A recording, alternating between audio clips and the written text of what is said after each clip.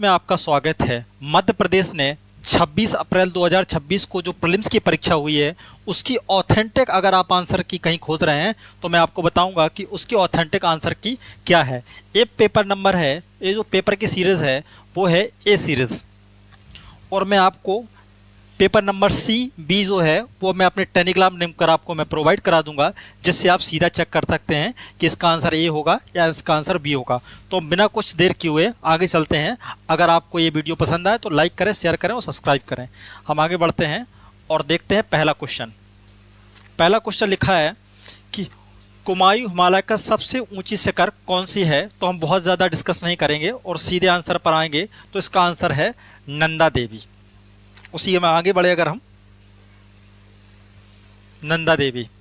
निम्नलिखित में से कौन सी नदी का प्राचीन नाम अश्कनी है। तो आपको पता है कि ऋग्वेद में कुछ नदियों का वर्णन किया गया है, उसमें इसका नदी का नाम पूछा गया है कि आश्कनी नदी किसका प्राचीन नाम था। तो वो था चिनाब का। अब हम बढ़ते हैं क्वेश्चन नंबर 3। भारत वन स्थिति रिपोर्ट 2023 के अनुसार राज्यवार वनों के अंतर्गत क्षेत्र में देश के शीर्ष 3 कौन से राज्य हैं। तो वो हैं मध्य प्रदेश, अरुणाचल प्रदेश और सिक्किम। अगर हम क्वेश्चन नंबर 4 को देखें तो निम्न में से निम्न दिए गए कथनों के आधार पर नीचे, अरे बहन,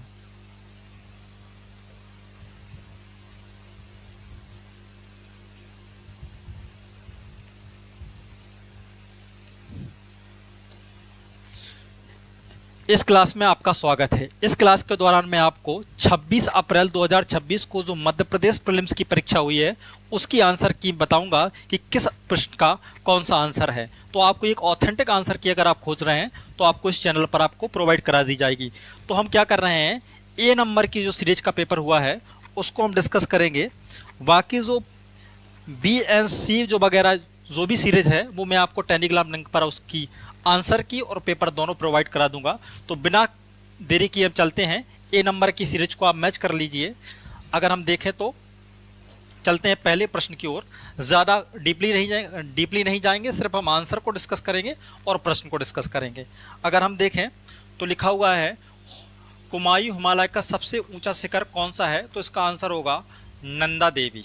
अगर हम क्वेश्चन नंबर 2 को देखें, निम्नलिखित में से कौन सी नदी का प्राचीन नाम आस्कनी है। तो वो नदी है चिनाब। प्रश्न नंबर 3, भारत वन स्थिति रिपोर्ट 2023 के अनुसार राज्यवार वनों के अंतर्गत क्षेत्र में देश के शीर्ष 3 कौन से राज्य हैं। तो वो राज्य हैं मध्य प्रदेश, अरुणाचल प्रदेश, सिक्किम। तो इसका आंसर नंबर सी सही होगा। वही हम इसमें देखें, दिए गए कथनों के आधार पर नीचे दिए गए कूट से सही उत्तर चुनिए। तो मैं आपको सीधा आंसर बता देता हूँ इसका। पश्चिमी विक्षोभ पछुआ हवाओं से चलते हैं, एकदम सही स्टेटमेंट है। पश्चिमी विक्षोभ भूमध्य सागर में नमी लाते हैं, एकदम सही स्टेटमेंट है। इससे भारत के उत्तर पश्चिमी भागों में शीत ऋतु में वर्षा होती है। तो ये सभी स्टेटमेंट सही है। इसका डिटेल में वीडियो में बनाऊंगा, उसको आप डिस्क्रिप्शन में देख सकते हैं। उसमें मैं एक एक क्वेश्चन, एक एक ऑप्शन को डिस्कस करूंगा। अगर हम आगे बढ़ें, भारत की सबसे लंबी झील कौन सी है। तो वो झील है वेम्बनाड। अगर हम आगे और बढ़ें तो क्वेश्चन नंबर 6 जो है, भारतीय खनिज वर्ष पुस्तक 2024 के अनुसार मैग्नीज के उत्पादन में कौन सा राज्य जो है क्षेत्र में द्वितीय स्थान पर है। प्रथम राज्य न पूछकर द्वितीय स्थान पूछा गया है। तो option number C is right answer is Maharashtra. हम और आगे बढ़े तो देखें, इसमें आप देखिए क्वेश्चन नंबर 7 में लिखा हुआ है, वर्ष 2023-2024 में चावल उत्पादन के आधार पर देश के प्रथम 4 राज्यों का सही क्रम कौन सा है। तो आप देखेंगे सही क्रम जो है चावल उत्पादन का वो है पश्चिम बंगाल, तेलंगाना, पंजाब, उत्तर प्रदेश। तो D is right answer. Question number 8, अक्टूबर 2025 में किस प्रखंड चक्रवातीय तूफान ने भारत के पूर्वी तटीय भागों को प्रभावित किया था। तो ऑप्शन नंबर ए फैंगल। क्वेश्चन नंबर 9, वर्ष 2011 की जनगणना के अनुसार देश में किस राज्य की जनसंख्या घनत्व न्यूनतम है। तो जनसंख्या घनत्व पूछा गया है, वो भी सबसे न्यूनतम पूछा गया। तो आपको पता होना चाहिए अरुणाचल प्रदेश इसका सही आंसर है। प्रश्न नंबर 10 की ओर बढ़ते हैं। दिसंबर 2025 तक नवीकरणीय ऊर्जा की स्थापित क्षमता में निम्नलिखित राज्यों का सही आरोही क्रम क्या है। तो इसमें आरोही क्रम पूछा गया है। अगर हम आरोही क्रम देखें तो कर्नाटक, महाराष्ट्र, गुजरात एंड राजस्थान। तो option number D is right. वहीं हम क्वेश्चन नंबर 11 देखते हैं, भारतीय संविधान सभा के सदस्यों का निर्वाचन कैसे हुआ था। उसमें पूछा गया है कि जब भारतीय संविधान बन रहा था उसका निर्वाचन कैसे हुआ था। तो आप देखेंगे प्रांतीय विधानसभाओं के सदस्यों द्वारा अप्रत्यक्ष रूप से। तो option number B is right answer. प्रश्न नंबर 12 देखते हैं, उच्चतम न्यायालय के न्यायाधीशों की सेवा शर्तें संविधान के किस अनुच्छेद द्वारा निर्धारित की जाती हैं। तो आप देखेंगे option number D is right answer, article 124 clause 2। और वहीं हम देखते हैं प्रश्न नंबर 13, निम्नलिखित में से किस कार्य के निष्पादन में लोकसभा और राज्यसभा को समान अधिकार प्राप्त हैं। लोकसभा और राज्यसभा के समान अधिकार पूछे गए हैं। तो आपको पता होना चाहिए कि अगर संविधान का संशोधन होता है, अगर कॉन्स्टिट्यूशन का अमेंडमेंट होता है, तो दोनों को बराबर अधिकार होते हैं। तो क्वेश्चन नंबर का जो option number D is right answer. भाई हम आगे बढ़ते हैं, देखते हैं 14, निम्नलिखित में से कौन सा मध्य प्रदेश में ग्राम पंचायत का अनिवार्य कार्य नहीं है। तो अनिवार्य कार्य नहीं है पुलिस स्टेशन का संचालन करना। Option number D is right answer. प्रश्न नंबर 15, मध्य प्रदेश में नगर पंचायत का गठन निम्नलिखित में से किस क्षेत्र के लिए किया जाता है। तो option number is A right answer, संक्रमणशील नगरीय क्षेत्रों के लिए। उसके बाद हम बढ़ते हैं क्वेश्चन नंबर 16, मध्य प्रदेश के राज्यपाल के बारे में निम्नलिखित कथनों में से कौन सा सही नहीं है। ये बात बहुत महत्वपूर्ण हो जाती है कि सही पूछा गया है या गलत पूछा गया है। तो इसमें लिखा हुआ है राज्यपाल को उच्च न्यायालय के न्यायाधीश की नियुक्ति करने की शक्ति है। तो ये आंसर गलत है, मतलब इसका आंसर ये सही है। वहीं हम आगे बढ़ते हैं। तो प्रश्न नंबर 17, राज्य के नीति निर्देशक तंत्र अर्थात डीपीएसपी में भाग चौथा में 42वें संविधान संशोधन अधिनियम द्वारा निम्नलिखित में से कौन सा अनुच्छेद नहीं जोड़ा गया था। तो आपको पता होना चाहिए कि 43 क्लॉज बी नहीं जोड़ा गया था। तो option number C is right answer. वहीं हम 18 नंबर का प्रश्न देखते हैं, भारत के संविधान संशोधन के अधिकार को प्रथम चुनौती निम्नलिखित में से किस केस के द्वारा दी गई थी। बहुत महत्वपूर्ण क्वेश्चन पूछा गया है। प्रश्न नंबर 18 का जो आंसर सही होगा वो होगा शंकरी प्रसाद बनाम भारत संघ। Option number D is right answer. इसके डिटेल में मैं आपको एक नया वीडियो बनाऊंगा, सारे क्वेश्चन मैं आपको बहुत अच्छे से डिस्कस करूंगा। वहीं हम चलते हैं प्रश्न नंबर 19 की ओर। तो उसमें लिखा हुआ है, मध्य प्रदेश विधानसभा के सत्रों के विषय में निम्नलिखित में से कौन सा कथन असत्य है। तो आपको असत्य बताना है। इसमें लिखा हुआ है, विधानसभा अध्यक्ष विधानसभा के अधिवेशन को समाप्त करते हैं, ऐसा गलत है। उसके बाद हम देखते हैं क्या बोलते हैं प्रश्न नंबर 20, निम्नलिखित में से किस आयोग को एंग्लो इंडियन समुदाय के अधिकारों और हितों की रक्षा का विशेष दायित्व दिया गया है। तो आप जानते हैं option number A is right answer 20 का। हम बढ़ते हैं और आगे और देखते हैं प्रश्न नंबर 21 को, नमूना पंजीकरण प्रणाली के अनुसार भारत में 2020 में 5 वर्ष से कम आयु के शिशुओं की मृत्यु दर क्या है। तो ये मृत्यु दर 32 है। तो option number B is right answer. वहीं हम देखते हैं प्रश्न नंबर 22 को, सतत विकास के लिए 2030 एजेंडा के अनुसार कितने लक्ष्यों को निर्धारित किया गया था। तो 169 डी इज राइट आंसर। यदि माता पिता दोनों में से एक सिकल सेल रोग वाला है और एक सिकल सेल रोग वाहक वाला होगा तो उनके कितने प्रतिशत बच्चे सिकल सेल वाहक होने के चांस बढ़ जाएंगे। तो answer number is B is right answer, 50% इसका सही आंसर होगा। वहीं हम 24 देखते हैं, इंटरनेशनल हीट वेव वर्कशॉप 2026 का आयोजन कब हुआ। तो इसका आयोजन जो हुआ था वो हुआ था 20-21 फरवरी 2026 को। तो डी इज राइट आंसर। वहीं हम बढ़ते हैं क्वेश्चन नंबर 25 की ओर। तो क्वेश्चन नंबर 25 को आप देखेंगे, CSIR राष्ट्रीय भूभौतिकीय अनुसंधान संस्थान किस शहर में स्थापित है। तो इसका आंसर ए सही है, वो हैदराबाद में स्थापित है। वहीं हम क्वेश्चन नंबर 26 की ओर बढ़ते हैं, विज्ञान की कौन सी शाखा ऋतु तथा वायुमंडलीय परिस्थितियों के अवलोकन समझ और पूर्वानुमान से संबंधित है। तो आप देखेंगे मौसम विभाग। सी इज राइट आंसर। 1980 के दशक के आरंभ में प्रक्षेपित वह कौन सा भारतीय संचार उपग्रह था जो इनसैट श्रृंखला का पहला पूर्णतः कार्यशील उपग्रह बना और भारत की दूरसंचार एवं प्रसारण सेवाओं को सुदृढ़ किया। तो इसका आंसर जो होगा वो होगा बी, इनसैट 1B 30 अगस्त 1983। तो हम आगे और बढ़ते हैं। तो हम देखते हैं इसको 28 नंबर क्वेश्चन को, जून 2024 में ग्रुप कैप्टन शुभांशु शुक्ला ने भारत की अंतरिक्ष यात्रा में एक बड़ा मील पत्थर साबित करके इतिहास रच दिया है। यह ऐतिहासिक उपलब्धि क्या थी? तो यह थी अंतर्राष्ट्रीय अंतरिक्ष स्टेशन अर्थात ISS पर कदम रखने वाले पहले भारतीय बने और मिशन पायलट के रूप में कार्य किया। तो option number C is right answer. भाई हम और आगे बढ़ें तो प्रश्न नंबर 29 को हम देखते हैं। चंद्रयान 3 को कहाँ से प्रक्षेपित किया गया था? इसके लैंडिंग स्थल की विशेषता क्या थी? तो आप देखेंगे सतीश धवन अंतरिक्ष केंद्र से श्रीहरिकोटा से इसकी प्रक्षेपण किया गया था और चंद्रमा के दक्षिणी क्षेत्र पर सबसे पहले ये लैंड हुआ था। तो option number A is right answer. भाई हम और आगे बढ़े तो देखते हैं प्रश्न नंबर 30 को। मानव मस्तिष्क का और कौन सा भाग है जो तापक्रम नियंत्रण के लिए उत्तरदायी होता है? तो इसका आप आंसर जो चुनेंगे वो सुनेंगे ऑप्शन सुनेंगे सी, हाइपोथैलेमस जो होता है वो ये सब कंट्रोल करता है। फिर हम आगे बढ़ते हैं। कंप्यूटर में EPROM का मतलब क्या होता है? तो EPROM का फुल फॉर्म पूछा गया है तो वो होता है erasable programmable read only memory. तो डी इज राइट आंसर। आप 32 नंबर क्वेश्चन देखेंगे। आप निम्नलिखित में से कौन सी एक AI भाषा नहीं है? तो AI भाषा नहीं है ये पूछा गया है, ये नहीं पूछा गया है कि कौन सी AI भाषा है। तो हम देखेंगे ए जो है OOP जो है वो AI भाषा नहीं है। तो option number B is right answer. हम देखेंगे लेड एक डिजिटल डिस्प्ले है जिसका उपयोग कैलकुलेटर, घड़ियाँ आदि में किया जाता है। LED का मतलब क्या है?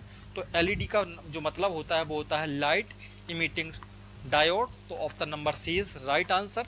वहीं देखेंगे हम ई मार्ग एक गवर्नेंस समाधान है तो इसका संबंध किससे है? तो इसका संबंध है राष्ट्रीय सड़कों के रखरखाव के लिए। तो option number A is right answer. भाई हम बढ़ते हैं 35 नंबर क्वेश्चन की ओर। तो आप देखेंगे किसी वेबसाइट के वेब पेज को HTML का उपयोग करके डिज़ाइन किया जाता है। HTML का मतलब क्या है? तो ये बहुत साधारण क्वेश्चन आया है, hyper text markup language. Option number D is right answer. वहीं हम क्वेश्चन नंबर 36 को देखते हैं। कंप्यूटर में बायोस का मतलब क्या होता है? तो बायोस का जो मतलब होता है वो होता है basic input output system. Option number B is right answer. वहीं हम प्रश्न नंबर देखते हैं 37 को। तो आर्टिफिशियल इंटेलिजेंस मतलब AI शब्द का उपयोग सबसे पहले किसके द्वारा किया गया था? तो AI शब्द का जो सबसे पहले उपयोग किया गया था वो किया गया था जॉन मैकार्थी के द्वारा। वहीं हम देखते हैं प्रश्न नंबर 28 को। तो प्रश्न नंबर 28 कह रहा है ऑप्टिकल फाइबर केबल का उपयोग उच्च गति और लंबी दूरी के डेटा ट्रांसमिशन के लिए किया जाता है। ऑप्टिकल फाइबर की सप्लाइंग का अर्थ क्या है? तो इसके सप्लाइंग का जो अर्थ है वो है ऑप्टिकल फाइबर को जोड़ना। हम देखते हैं प्रश्न नंबर 39 को। तो प्रश्न नंबर 39 में आप देखेंगे ई अनुज्ञा एक गवर्नेंस प्रणाली है जो अनापत्ति प्रमाण पत्र प्रदान करती है। तो इसका संबंध किससे है? इसका संबंध है खनिजों के मध्य प्रदेश के बाहर आवाजाही को रोकने के लिए। तो आप प्रश्न नंबर 39 का आंसर जो सही दिखाएंगे वो होगा सी। वहीं हम देखते हैं 40 नंबर को। वेब ब्राउज़र में URL का अर्थ क्या है? तो उसका है यूनिफॉर्म रिसोर्स लोकेटर अर्थात सी इज राइट आंसर। वहीं हम देखते हैं प्रश्न नंबर 41 को। मलखम्ब खेल के लिए मध्य प्रदेश सरकार द्वारा दिए जाने वाला प्रमुख पुरस्कार कौन सा होता है? तो आप पुरस्कार अगर जानना चाहते हैं तो प्रभाव जोशी खेल पुरस्कार। Option number A is right answer. वहीं हम देखें प्रश्न नंबर 42 को। तो 14 जनवरी 2026 को क्या लिखा हुआ है? सर्जियो गॉड ने भारत में किस देश के राज्यपाल या राजदूत के रूप में नियुक्ति या कार्यभार संभाला है? तो जर्मनी के रूप में। हम बढ़ते हैं 42 से आगे 43 की ओर। मोहन नागर को वर्ष 2026 का पद्मश्री सम्मान किस क्षेत्र में उत्कृष्ट योगदान के लिए दिया गया है? तो ये दिया गया है पर्यावरण संरक्षण के लिए। Option number D is right answer. प्रश्न नंबर 44 को हम देखते हैं।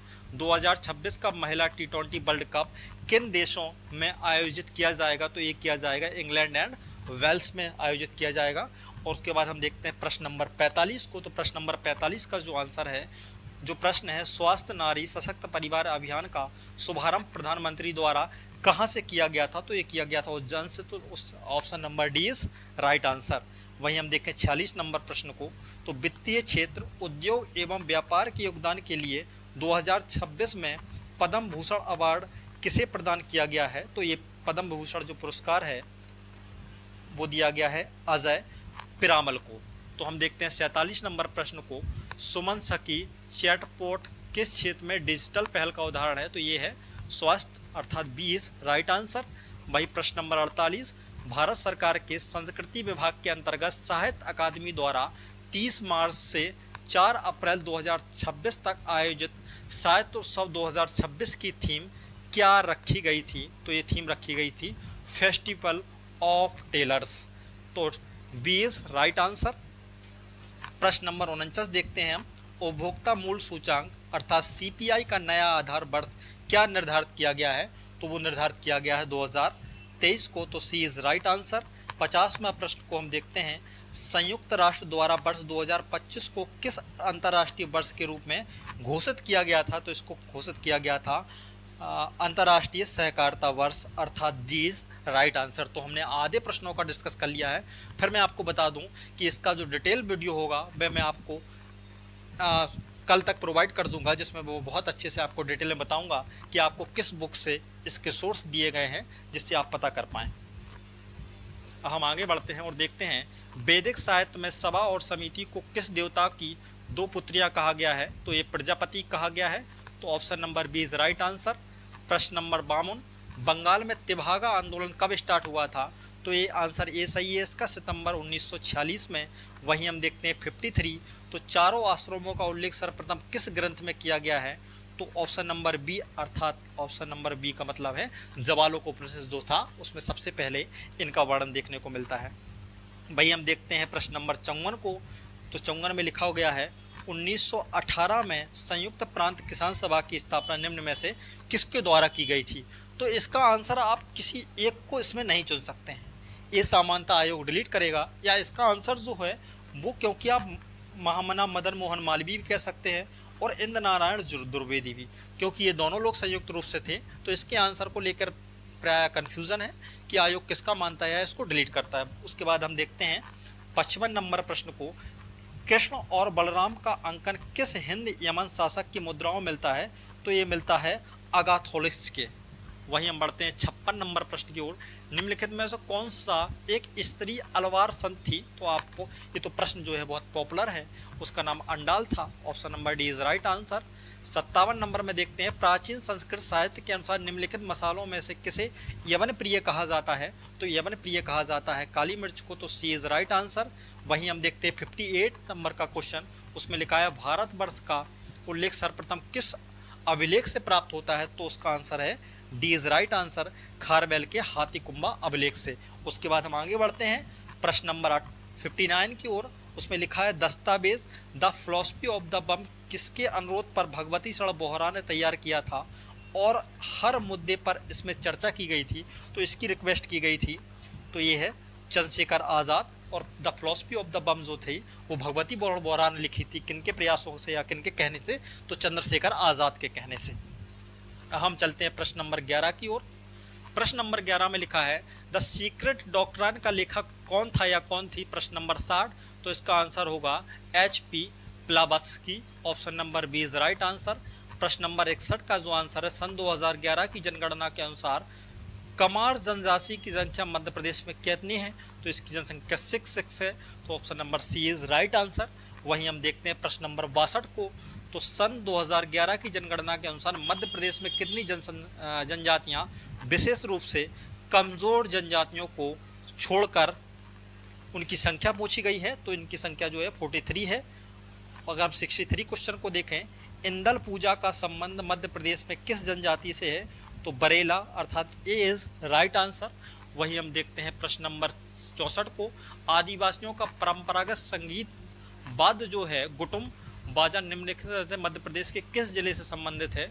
तो ये जो है छिंदवाड़ा संबंधित। तो बी इज राइट आंसर इसका होगा।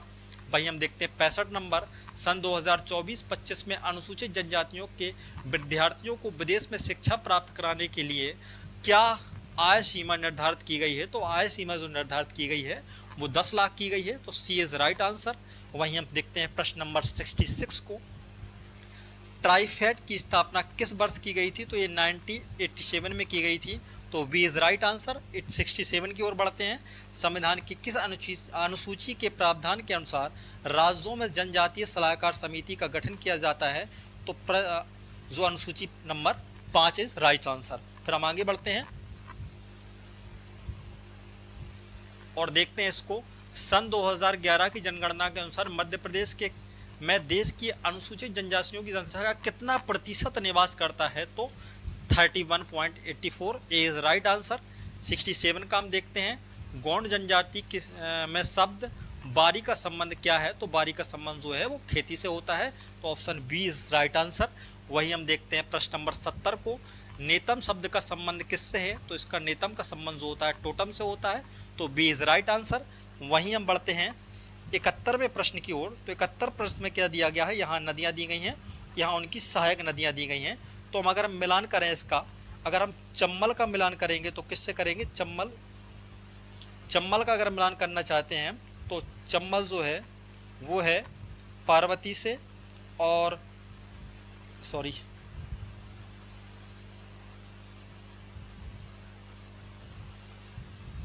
चंबल पार्वती से मिल जाएगी, और जो टॉन्स है वो बेलन से मिल जाएगी, और नर्मदा तवा से मिल जाएगी, और सिप्रा जो है गंभीर से मिल जाएगी। अगर हम देखें तो ए का थर्ड हो गया, तो ए का जो है वो 2 हो गया, तो यहाँ देखें ए का 2, तो option number C is right answer. वही हम देखें इसका आप ध्यान रखिएगा, 71 का जो है वो सी सही ऑप्शन है। मध्य प्रदेश के उत्तर पश्चिम भाग में वर्षा की परिवर्तनशीलता अधिक होने का क्या कारण है, तो वर्षा का कम होना, अर्थात ए इज राइट आंसर। वहीं हम देखते हैं 73 को, तो बालाघाट का बेहर पठार किस खनिज के लिए प्रसिद्ध है, तो ये बॉक्साइट के लिए प्रसिद्ध है, तो डी इज राइट आंसर। फिर इसमें क्या दिया गया है, इसमें दिया गया है फिर आपको कुछ परियोजनाएं पूछी गई हैं और उसका सम्मिलित करना है। तो आप यहाँ देखेंगे सम्राट अशोक सागर परियोजना का संबंध किससे है, तो इसका संबंध हलाली से है। और हम देखेंगे बाण सागर परियोजना, तो बाण सागर जो है वो सोन से बिलोंग करती है, और जो हरसी परियोजना जो है वो पार्वती से बिलोंग करती है, तो बची हुई एक ओंकारेश्वर जो है नर्मदा से। तो हम देखेंगे ए का जो चौथे से मिल रहा है, तो ए का चौथे से मिल रहा है, तो इसका C option is right answer. वहीं हम आगे और देखें 75 नंबर प्रश्न को, मध्य प्रदेश में पहला शक्कर कारखाना कहाँ स्थापित हुआ था, तो ये जावरा में हुआ था, तो D is right answer. 76 number प्रश्न का, डोगलास मीन टाइम डीएमटी को भारतीय खगोलविद द्वारा एक नए मानक समय के रूप में स्थापित करने की दिशा में शोध किए जा रहे हैं। डोंगला ग्राम मध्य प्रदेश के किस जिले में स्थित है, तो ये उज्जैन जिले में स्थित है, अर्थात बी इज राइट आंसर। हम चलते हैं प्रश्न नंबर 77 की ओर। वर्ष 2021-22 में दालों के उत्पादन में भारत में मध्य प्रदेश का कौन सा स्थान था, तो मध्य प्रदेश का जो स्थान था वो ए था, अर्थात प्रथम स्थान था। हम क्वेश्चन नंबर 78 की ओर चलते हैं, जिसमें लिखा है चंबल बेसिन में निम्नलिखित में से कौन सी मिट्टी पाई जाती है, तो आपको पता है कि चंबल बेसिन में जो मिट्टी पाई जाती है वो पाई जाती है जलोल मिट्टी, अर्थात सी इज राइट आंसर। हम और आगे बढ़ते हैं।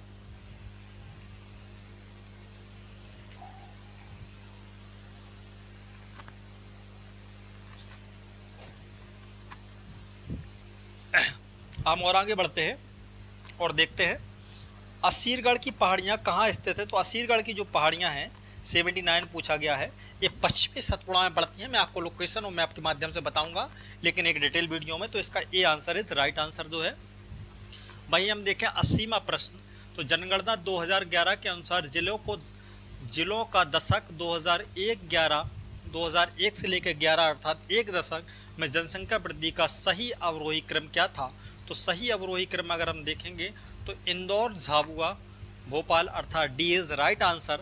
वहीं 81 प्रश्न हम देखते हैं, राष्ट्रीय वायरल हेपेटाइटिस नियंत्रण कार्यक्रम का उद्देश्य किस वर्ष तक वायरल हेपेटाइटिस सी को समाप्त करना है, तो इसका उद्देश्य 2030 निर्धारित किया गया है, तो डी इज राइट आंसर। वही हम देखते हैं 82वां प्रश्न, मध्य प्रदेश आर्थिक सर्वेक्षण 2024-25 के अनुसार मध्य प्रदेश में सौर ऊर्जा की क्षमता अक्टूबर 2026 तक थी, तो अक्टूबर 2026 तक पूछी गई है, तो इसकी क्षमता लगभग 6610 थी, तो option number B is right answer. वहीं हम देखते हैं 83वां प्रश्न, मध्य प्रदेश के आर्थिक सर्वेक्षण 2024-25 के अनुसार एक जिला एक उत्पाद अर्थात ओडीओपी में कृषि संबंधी 6 मुख्य उत्पाद हेतु कौन सा जिला सम्मिलित नहीं है, तो वो जिला है ग्वालियर, जिसको इसमें सम्मिलित नहीं किया गया है। अब हम आगे बढ़ते हैं और पहुंचते हैं 84 नंबर क्वेश्चन पर। 84 में लिखा है भारतीय रिजर्व बैंक का वित्तीय समावेशन सूचकांक मार्च 2026 में था, तो ये 64.2 था, अर्थात ए इज राइट आंसर। वहीं हम देखें 85 दिसंबर 2024 के अंत तक भारत का विदेशी मुद्रा भंडार जो कितना था, ये क्वेश्चन कई एग्जाम में पूछा गया है, तो ये answer is B. Right answer जो है वो 640.3 जो है बिलियन अमेरिकन डॉलर था। 86 अगर देखें फरवरी 2025 के रूप 25 में शुरू की गई मध्य प्रदेश औद्योगिक सर्वेक्षण संवर्धन नीति 2025 में कितने क्षेत्र जो है विशिष्ट रणनीतियों शामिल की गई हैं, तो ये की गई हैं 11 में। भाई हम चलते हैं 87 में। आर्थिक सर्वेक्षण 2024-25 के अनुसार सतत विकास लक्ष्य 9 में मध्य प्रदेश वर्ष 2023-24 का स्कोर क्या था, तो इसका स्कोर संभवतः 90 था, तो 90 is right answer.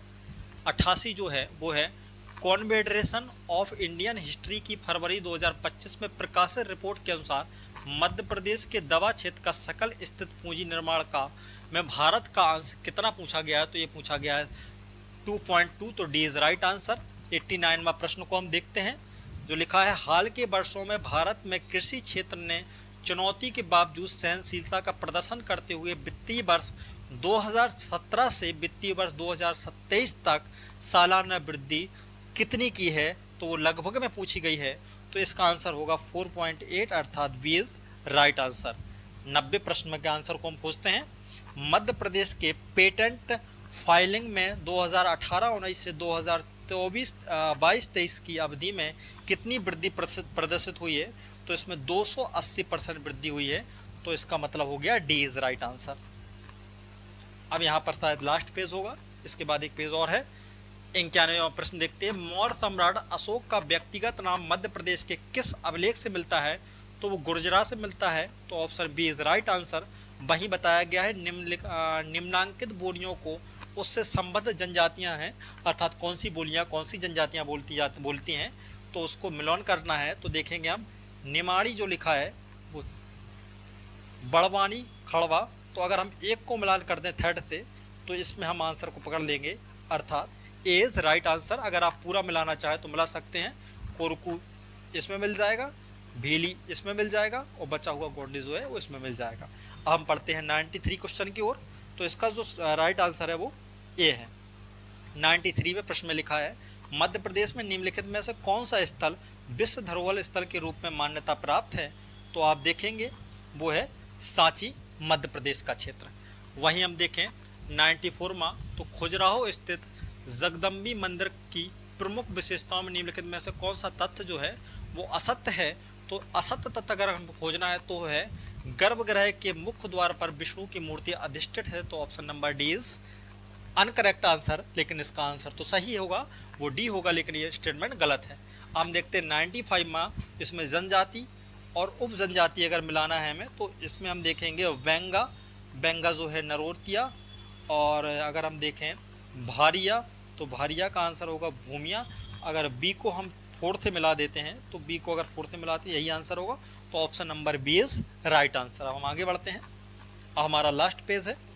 Last page में अगर देखें तो 96वें प्रश्न में पूछा है मध्य प्रदेश में नर्मदापुरम जिला के आदमगढ़ पुरास्थल के विषय में निम्नलिखित में से कौन सा कथन असत्य पूछा गया है, तो असत्य क्वेश्चन को अगर आंसर आपको देना है तो इसका आंसर होगा इस पुरास्थल पर बी.एस. बाकड़कर द्वारा पुरातत्व खनन किया गया था, तो option is C is right answer, but statement गलत दिया गया है।